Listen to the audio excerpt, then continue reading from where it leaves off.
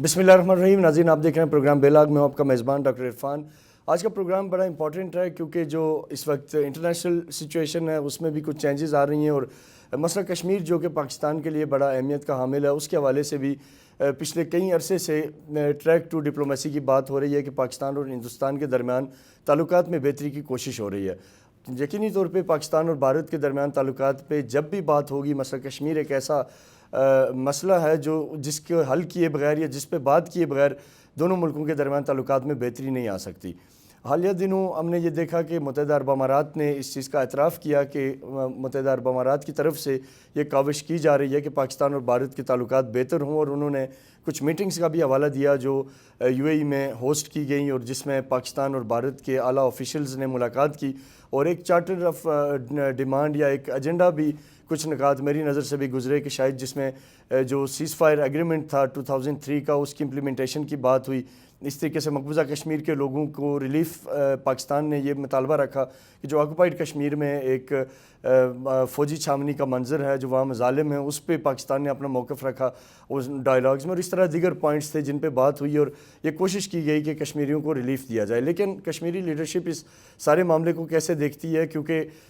ये बाज़ाब्ता तौर पे इस चीज़ को कहा भी नहीं जा रहा कि हम डायलॉग कर रहे हैं, और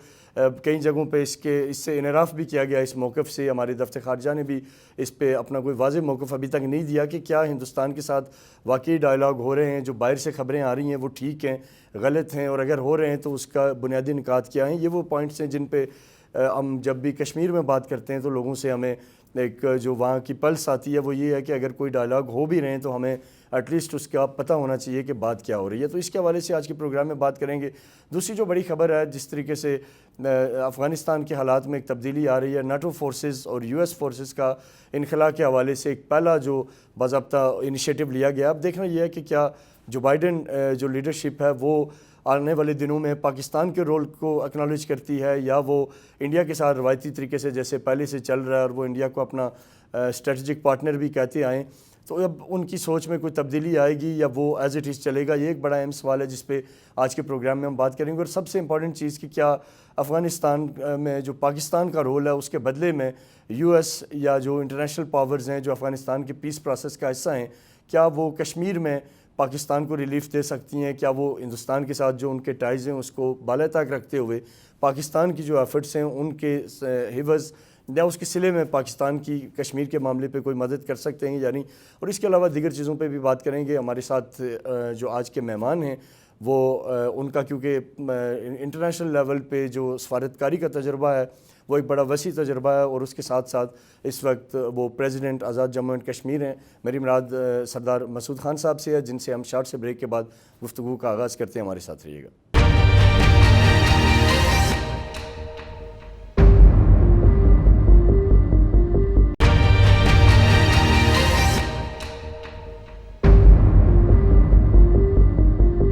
वेलकम बैक नाज़रीन, हमारे साथ मौजूद हैं सरदार मसूद खान साहब, president Azad Jammu and Kashmir. Sir, आपके वक्त का बहुत शुक्रिया। सर, सबसे पहले मैं यही जानना चाहूँगा कि जो ट्रैक टू डिप्लोमेसी के हवाले से पहले तो एक ख़बर आई कि इस तरह के कोई डायलॉग हो रहे हैं, फिर बाद में मुत्तहिदा अरब अमारात की तरफ से जो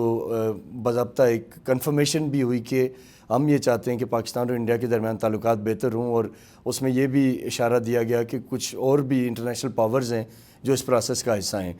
तो इसमें जो कश्मीर के यूथ हैं सर, उनसे जब हमारी बात होती है तो वो इस पे बड़े कंफ्यूज हैं कि अगर डायलॉग्स हो रहे हैं तो वो क्या चीज़ें हैं, क्या डिस्कस हो रहा है, और एक कन्फ्यूजन का माहौल इस वजह से बन जाता है कि हमारे दफ्तर ख़ारजा की तरफ से कोई वाज़ेह स्टेटमेंट नहीं है। हालांकि मेरे पास छोटी मोटी इन्फॉर्मेशन अपनी है, बट आप ज़ाहिर बेहतर बता सकते हैं कि क्या पाकिस्तान की तरफ से जो मुतालबात रखे गए हैं वो कश्मीरियों की उमंगों और उनकी मर्ज़ी के मुताबिक हैं, या उसमें कोई ऐसा फैक्टर है जो कि आज़ाद कश्मीर में या ओवरऑल कश्मीर में मायूसी की तरफ लेके जा सकता है सारे इन्वायरमेंट को? क्योंकि जो बाज़ ऐसे एलिमेंट्स हैं जो इस चीज़ को प्रोपेगेट कर रहे हैं बड़ा वाज़े तौर पे कि ये तय हो गया, इंडिया को फेवर देने की बात हो रही है, और बड़े एक नेगेटिव इस पूरी चीज़ को लेके जा रहे हैं। इस पे सर रोशनी डालिएगा कि ये है क्या बेसिकली। आपने बहुत से मौज़ूआत एक ही सवाल में छेड़ दिए हैं, मैं उनके एक एक करके जवाब देने की कोशिश करता हूँ। पहला ये है कि क्या कोई किसी किस्म का ट्रैक टू जो है हो रहा है, एक स्ट्रक्चर्ड मुनज़्ज़म अंदाज में हो रहा है। दूसरा ये कि क्या कोई डायलॉग या मुज़ाकरात हो रहे हैं। तो میری سمجھ کے مطابق یہ ہوا ہے کہ ابھی جو ہے رابطے ہوئے ہیں، وہ ابتدائی رابطے ہوئے ہیں، اور جیسا کہ آپ کو پتہ ہے کہ جب جنگ اپنے عروج پہ ہو، یعنی جو جنگ لڑی جا رہی ہو، تو اس وقت بھی جو متحارب قوتیں ہوتی ہیں یا متحارب قومیں ہوتی ہیں وہ ایک دوسرے کے ساتھ رابطے کرتی ہیں، اور ہندوستان اور پاکستان کے درمیان بھی ماضی میں ہوتے رہے ہیں، اس لیے ہوتے رہے ہیں کہ کسی وجہ سے، کوئی غلط اندازے کی وجہ سے، کوئی غلط فہمی کی وجہ سے جو ہے کوئی جنگ ایک دم بھڑک نہ اٹھے اور پھر جو ہے اس کے اوپر آپ قابو نہ پا سکیں۔ تو ایک تو یہ ہے، تو اس وجہ سے جو، کیونکہ آپ کو پتہ ہے کہ کشمیر کی وجہ سے ہندوستان اور پاکستان کے رابطے منقطع ہو چکے تھے، ایک شدید تناؤ کا ماحول تھا، اور لائن آف کنٹرول کے اوپر جو تقریباً 15 لاکھ کے قریب لوگ ہیں آر پار جو ہے وہ برے طریقے سے متاثر ہو رہے تھے، تو ان کی جانیں بچانے کے لیے، اور اس کے علاوہ یہ ہے کہ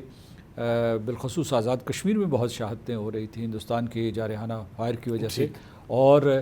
ابتدا بھی ہندوستان نے کی، اس سلسلے کی ہندوستان نے یہ پیشکش کی جناب کہ کم از کم جو ہے لائن آف کنٹرول کے اوپر ہم کوئی صورتحال کو سنبھالنے کی کوشش کرتے ہیں۔ ٹھیک، تو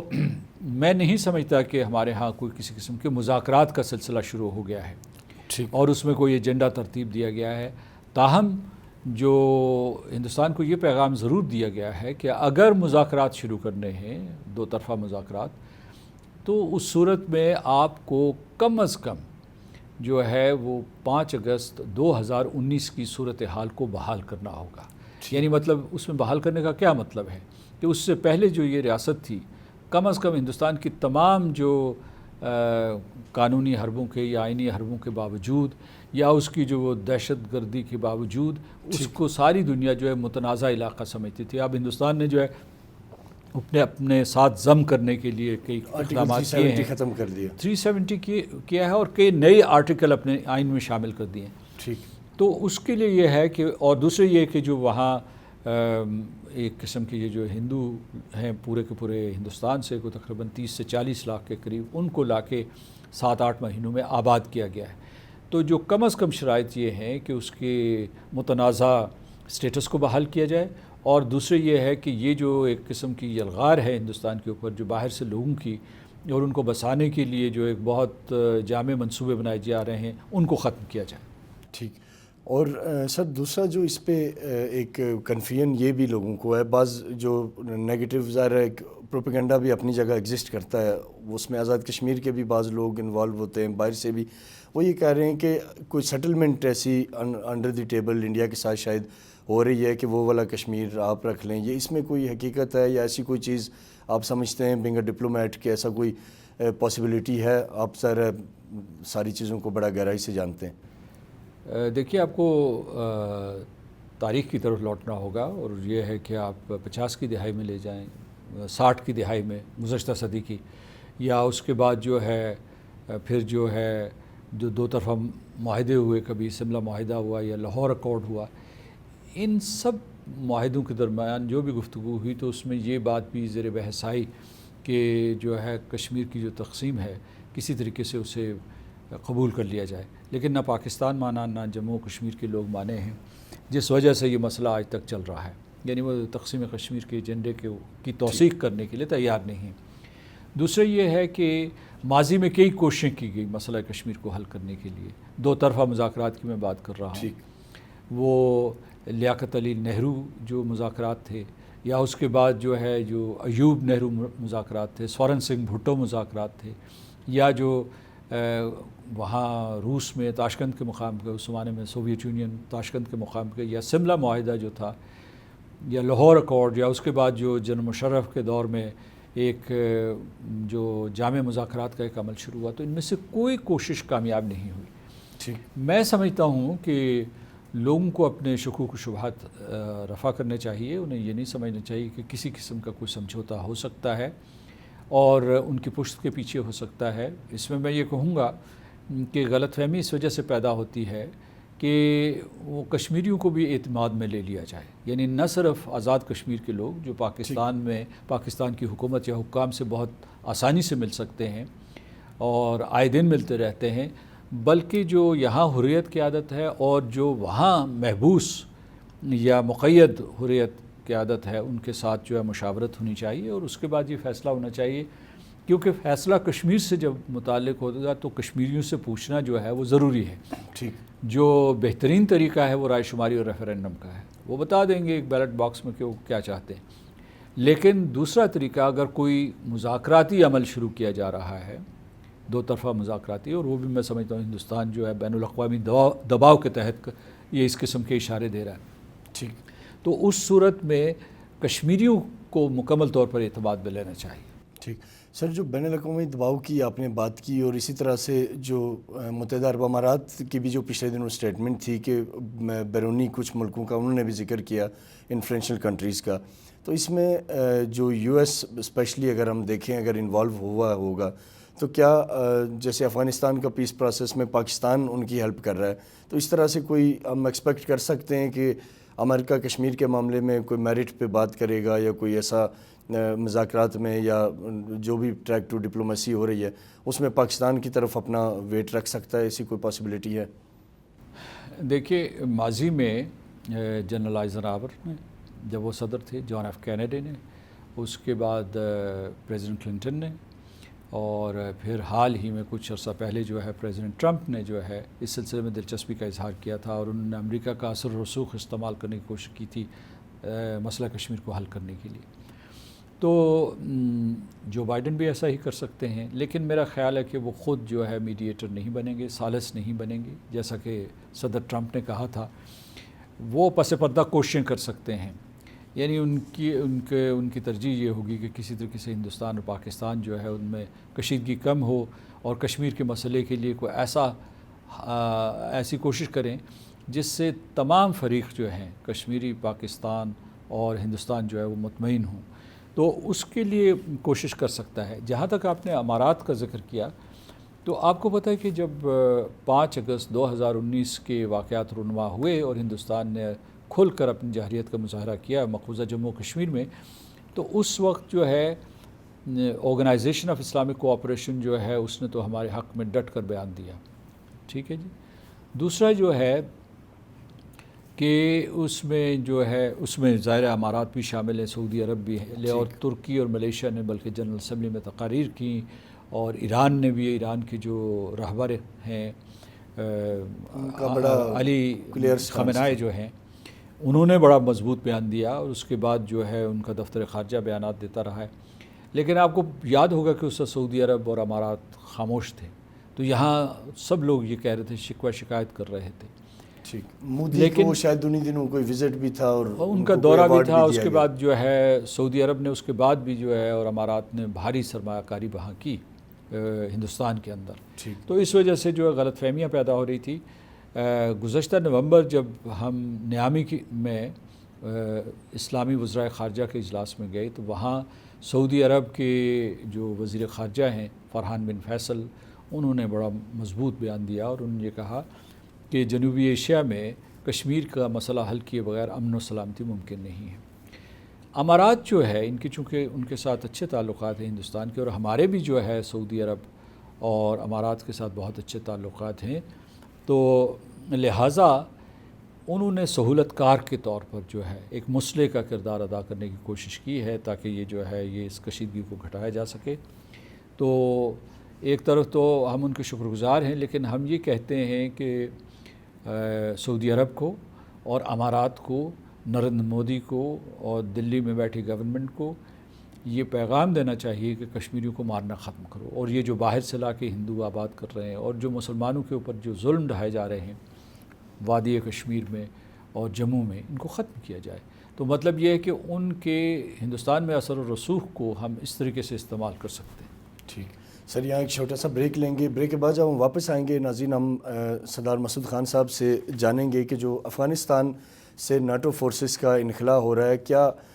پاکستان کے اس رول میں جو پاکستان نے افغان امن پروسیس کے لیے دیا ہے, اس سے امریکہ کو یا جو دیگر پاورز ہیں ان سے یہ بات کی جا سکتی ہے کہ وہ کشمیر کے معاملے میں ہماری کوئی مدد کریں؟ کیا یہ دونوں چیزیں لنکڈ ہیں, ان کا کوئی آپس میں تعلق بنتا ہے, کوئی ایسی پاسبلٹی ہو سکتی ہے یا نہیں؟ کیونکہ ہمارے ہاں کئی ایسے دانشور ہیں جو یہ کہتے ہیں کہ, اور اکثر کہتے رہے, ماضی میں بھی کہتے رہے ہیں کہ سری نگر کی آزادی افغانستان میں جو نیٹو کے ساتھ یا جو امریکہ کے ساتھ معاملات انہیں اس میں کہیں نہ کہیں جڑی ہوئی ہے، لیکن اس میں کتنی حقیقت ہے یہ ہم پریزیڈنٹ صاحب سے جانتے ہیں۔ ایک شارٹ سے بریک کے بعد واپس آتے ہیں، ہمارے ساتھ رہیے گا۔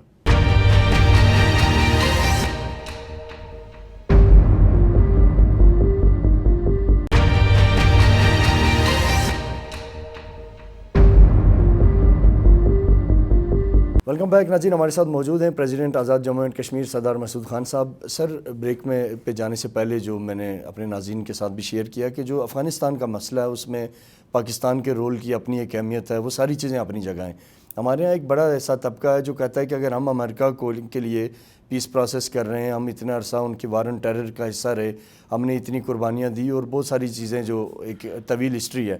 لیکن بدلے میں امریکہ ہمارے لیے کیا کر رہا ہے؟ اور بہت سے لوگ کہتے ہیں کہ گورنمنٹ بات کرے امریکہ سے، بڑی کلیئر بات کرے کہ ہم افغانستان میں آپ کے لیے جو ہم سے بن پایا ہم کریں گے اور کر بھی رہے ہیں، تو آپ اس کے بدلے میں انڈیا کو مجبور کریں کہ وہ ہمارے ساتھ کشمیر پہ کوئی بات کرے۔ تو کیا سر سفارتی زبان میں سفارتی جو مینرز ہیں اس میں یہ چیزیں ہوتی ہیں یا یہ ہماری ویسے کوئی جذباتی مطالبہ ہے؟ نہیں، ایسی باتیں ہوتی ضرور ہیں، لیکن جو ہے میں سمجھتا ہوں افغانستان کے سلسلے میں پاکستان کسی قسم کی سودے بازی نہیں کرے گا، کیونکہ افغانستان جو ہے اپنے مفاد میں اور افغانستان کے مفاد میں جو ہے یہ کوششیں کر رہا ہے۔ یعنی پاکستان افغانستان کے بعد وہ بڑا ملک ہے جو جس کے لیے یہ امن اور سلامتی افغانستان کی سرزمین پہ انتہائی مقدم ہے۔ یہ جان لیجئے کہ کیونکہ جو افغانستان اور پاکستان جو ہے دو جڑواں بھائی ہیں، یہ ایک مطلب ہے ان لوگوں کے ایک دوسرے کے ساتھ رشتہ داری ہے، تعلقات ہیں، آنا جانا ہے، تو یہ ویسے تو دو ممالک ہیں لیکن وطن ان کا ایک ہی ہے، اور یہاں آپ کو پتہ ہے کہ کتنے لاکھوں ریفیوجیز یہاں رہے ہیں۔ تو ہمارے جو ہے نہ صرف تاریخی تعلقات ہیں، ثقافتی اور مذہبی تعلقات ہیں، بلکہ اس کے ساتھ ساتھ جو ہے یہ ایک نیا رشتہ بنا ہوا ہے، تو ہم ایک دوسرے کے ساتھ جڑے ہوئے ہیں، اور دونوں ریاستیں جو ہیں ان کے مفادات ایک دوسرے کے ساتھ پیوست ہیں۔ اب میں آپ کو بتاتا ہوں کہ ہم یہ کوششیں جو ہے امریکہ سے کریں گے، اس لیے نہیں ہم تعمیری کردار ادا کر رہا ہے پاکستان کہ جی وہ اس کی کوئی پرائس ایکسٹریکٹ کرے، لیکن یہ ہے کہ جب پاکستان یہ کوشش کر رہا ہے امن و سلامتی کے لیے، تو اس کے اوپر بھی کوئی اضافی بوجھ پڑتا ہے، تو اس بوجھ میں امریکہ ہاتھ بٹائے، کیونکہ مثلا فرض کیجئے کہ ابھی جو صورتحال وہ سنبھلی نہیں ہے افغانستان میں، یعنی یہ مذاکراتی کوششیں ہو رہی ہیں، تو جو امریکی فوجوں کے جانے کے بعد انخلا ہوگا، امریکی یہ چاہیں گے کہ وہ یہ نہ لوگ کہیں کہ جناب ان کو شکست ہوئی ہے، طالبان چاہیں گے کہ وہ کہیں کہ وہ فتح یاب ہوئے۔ اچھا جی، جو وہاں اس وقت حکومت بیٹھی ہوئی ہے وہ چاہے گی کہ ان کا وجود بھی برقرار رہے، وہاں جو خواتین ہیں یا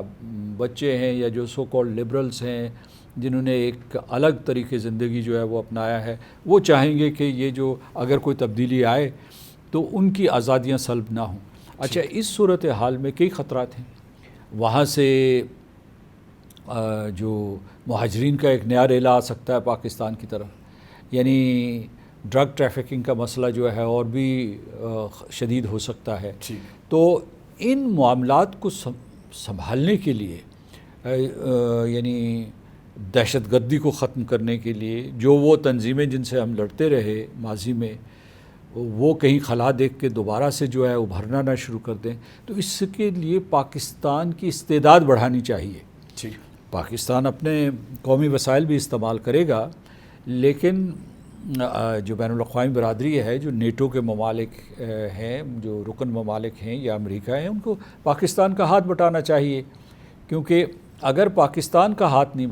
بٹائیں گے تو اس سے یہ ہے کہ وہ جو منصوبہ بندی کر رہے ہیں وہ ممکن ہے ناکام ہو جائے، کیونکہ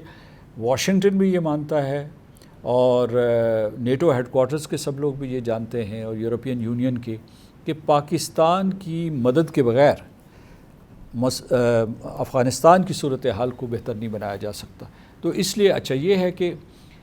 افغانستان کو تو بہت بھاری مقدار میں آپ کو بتا رہا ہوں اس دور میں جو ہے معاشی امداد ملتی رہی اور فوجی امداد، یعنی بلینز آف ڈالرز کے۔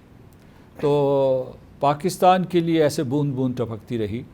اور بعض اوقات جو ہے جو امریکہ کے غصیلے حکمران تھے انہوں نے وہ روک بھی دیا، وہ ٹوٹی بند کر دی. ٹھیک ہے جی، کولیشن فنڈز وغیرہ رک گئے. جی وہ کر دی. اچھا ادھر فنڈز آتے رہے ہیں تو خطرات تو پاکستان کے لیے بھی بہت زیادہ ہے. یعنی اور دہشت گردی سے سب سے زیادہ مقابلہ پاکستان نے کیا ہے، دہشت گردی میں سب سے زیادہ قربانیاں پاکستان نے دی ہیں. تو ہم کوئی کمپنسیشن نہیں مانگ رہے، لیکن یہ بین الاقوامی برادری کی یہ ذمہ داری بنتی ہے کہ پاکستان کو بھی سنبھالا دینا چاہیے. ٹھیک، تاکہ کشمیر سے تھوڑا سا اگر آپ فری ہوں گے تو لازمی بات ہے کہ پھر اس جو پوسٹ وڈرال سچویشن ہے اس کو اچھی طرح نمٹا جا سکتا ہے. دیکھیے جی، ایک یہ ہے کہ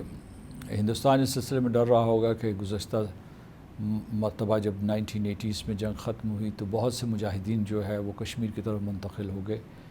اس مرتبہ ایسا نہیں ہوگا. یعنی اس کی ایک وجہ یہ ہے کہ ہندوستان نے ایک بہت بڑی باڑ بنائی ہوئی ہے، اور ہندوستان جو خود میں سمجھتا ہوں کہ اس نے افغانستان میں کوئی تعمیری کردار ادا نہیں کیا، بلکہ اس کی سرزمین کو استعمال کر کے پاکستان کو غیر مستحکم کرنے کی کوشش کی ہے. لیکن میں صرف جب ان دونوں کی مماثلت کی جائے گی، دونوں کی مثال کے طور پر مماثلت نہیں، مقابلہ کیا جائے گا، تقابل کیا جائے کشمیر کا اور اس کے افغانستان کا، تو ہم یہ کہنا چاہتے ہیں کہ اگر طالبان اور امریکی ایک میز پہ آ سکتے ہیں، اور طالبان اور حکمران جو جماعت ہے افغانستان میں اور امریکہ ایک ٹیبل پہ آ سکتے ہیں، تو پھر جو ہے ہندوستان کو قبول کرنا چاہیے فراخ دلی سے کہ کشمیری جو ہے ان کو مذاکرات کے میز پر بٹھائے. جو دو طرفہ مذاکرات ہو رہے ہیں وہ سہ طرفہ مذاکرات ہونے چاہیے، سہ فریقی مذاکرات ہونے چاہیے، تاکہ کشمیریوں کے نمائندوں سے کچھ تو آزاد کشمیر کی قیادت ہے یا انتخابات کے ذریعے قیادت کو منتخب کیا جاتا ہے، لیکن دوسری طرف وہاں سے جو ہے حریت کے قائدین کو شامل کیا جائے، ان کو باقاعدہ ایک اینٹی کے طور پر مانا جائے، کیونکہ وہ جو ہے حریت کے قائدین جو ہے پچھلی 2 دہائیوں سے اس سیاسی سرگرمی میں برسر پیکار ہیں سر. تو یہ اس میں جو ہے ایک قسم کا جو ہے ہم کہہ سکتے ہیں کہ افغانستان سے ہم نے یہ سبق سیکھا ہے کہ کسی ملک کے لوگوں کو دبانے سے یا ان کو جنگی ذرائع سے مغلوب نہیں کیا جا سکتا. آپ کو جو ہے ان کے لیے کسی نہ کسی طریقے سے کوئی سیاسی سپیس پیدا کرنی پڑتی ہے. کشمیریوں کے لیے بھی سیاسی سپیس پیدا کی جائے. ٹھیک سر، ابھی اشرف سرائی صاحب پچھلے دنوں وفات پا گئے، ہندوستان کی قید میں تھے وہ، اور اس پہ آپ کا بھی ٹویٹس بھی آئے اور باقی ڈفرینٹ ایشوز پہ آپ عموماً اس پہ ٹویٹ کرتے رہتے ہیں، بین الاقوامی میڈیا سے بات کرتے رہتے ہیں. اس وقت جو مقبوضہ کشمیر کی جو ہیومن رائٹس سچویشن ہے اس کو آپ کیسے دیکھ رہے ہیں، اور بینگ اے پریزیڈنٹ AJ کے آپ دنیا سے کیا مطالبہ کر رہے ہیں، کیا اپیل کر رہے ہیں کہ اس وقت امیڈیٹلی کس طرح کے اقدامات کی ضرورت ہے؟ دیکھیے، ایک اشرف صحرائی صاحب ایک بہت قداور شخصیت تھے، اور خدا تعالیٰ ان کو جوار رحمت میں جگہ دے، اور کشمیریوں کے محبوب قائد تھے، محبوب رہنما تھے. اور سید علی گیلانی صاحب کی ضعیف العمری کی وجہ سے لوگ یہ قیاس کر رہے تھے کہ اب جو قیادت ہے وہ اشرف صحرائی صاحب کریں گے. لیکن ایک تو کچھ عرصہ پہلے جو ہے ان کا بیٹا شہید ہوا. ایک یہ جو ہندوستان کے مقابلے ہوتے ہیں، جو انکاؤنٹرز جو ہوتے ہیں، جو اسٹیجڈ انکاؤنٹرز، اس میں مارا گیا تھا، وہ ان کے لیے بہت بڑا صدمہ تھا.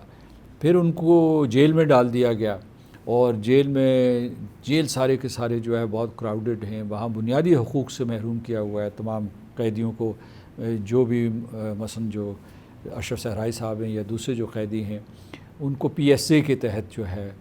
پبلک سیفٹی ایکٹ جو ہے اس کے تحت گرفتار کیا جاتا ہے. نہ ان کو وکیل دیے جاتے ہیں، نہ ان کو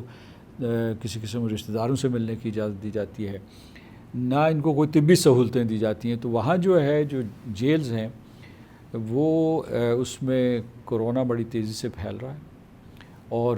یہ صرف یہ نہیں، 174 سے زیادہ جو ہمارے حریت کے رہنما ہیں، اور اس کے علاوہ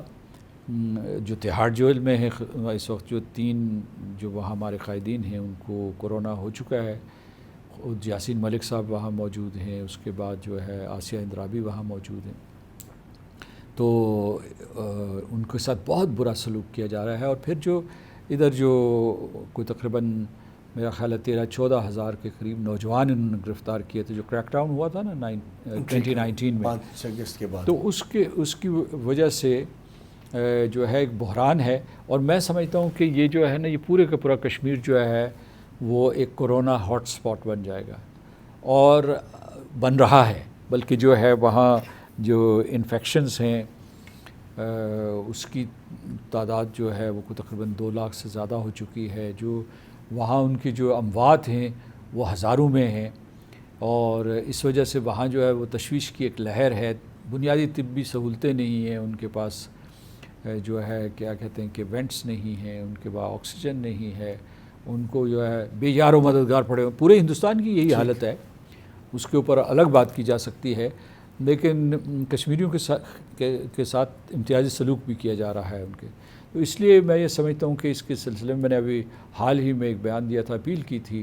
WHO کے ڈائریکٹر جنرل کو اور آرگنائزیشن آف اسلامک کوآپریشن کو, اور جو متعلقہ ادارے ہیں چین میں یا امریکہ میں یا جو ICRC ہے, ریڈ کراس ہے, کہ ان سے آپ آگے بڑھیں اور ان لوگوں کو مدد کروائیں, ورنہ انسانیت کا ہیومینٹی کا ایک حصہ جو ہے وہ تو تباہ و برباد ہو جائے گا. ایک تو ہندوستان کے محاصرے کی وجہ سے ان کی زندگی اجیرن ہے, دوسرا یہ جو ہے اس کووڈ-19 کی وجہ سے فیکٹر ہے. اور سر آخری ایک سوال جو آزاد کشمیر کے حوالے سے میں چاہوں گا کہ آپ کی اجازت سے اس پہ بھی بات ہو جائے کہ اس وقت یہ جو جوڈیشری کے حوالے سے ایک امپریشن یہ دیا جا رہا ہے کہ کرائسس بڑا اور ہے بھی بظاہر نظر آ رہا ہے,